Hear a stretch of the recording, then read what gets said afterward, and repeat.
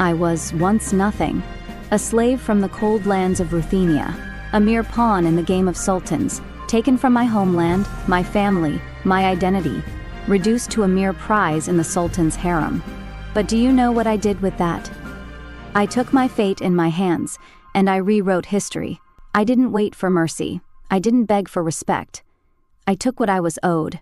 I took the heart of the most powerful man in the world, Suleiman the Magnificent, the Sultan who ruled from the lands of Hungary to the gates of Egypt, from the palaces of Istanbul to the deserts of Arabia. He was mine. But I didn't simply win his love. I crafted my own empire, and it was built on strategy, intellect, and unrelenting ambition. I saw my chance, and I seized it. I didn't just sit pretty in the Sultan's harem. I made sure I was indispensable.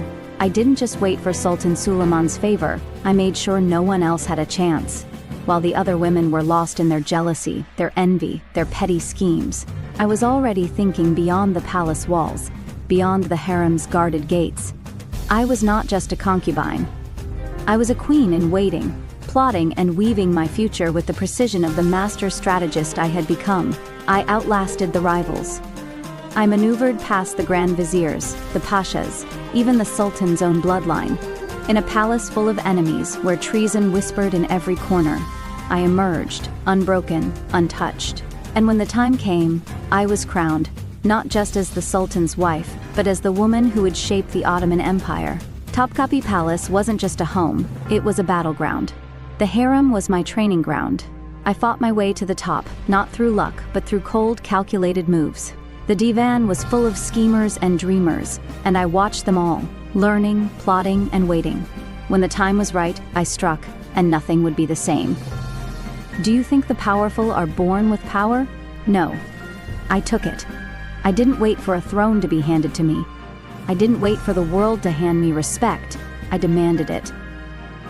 I shaped Suleiman's fate, and, in doing so, I shaped the fate of the empire itself. From Suleiman's campaigns in Persia to the siege of Vienna, I was always there, in the background, wielding influence like the blade of a well-sharpened sword.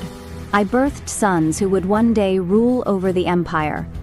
But I didn't just produce heirs, I raised sultans. I made sure the empire bent to my will. I became untouchable.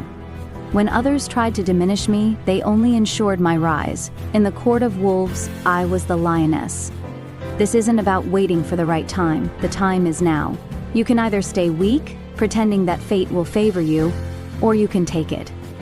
The world doesn't give you power. It challenges you for it.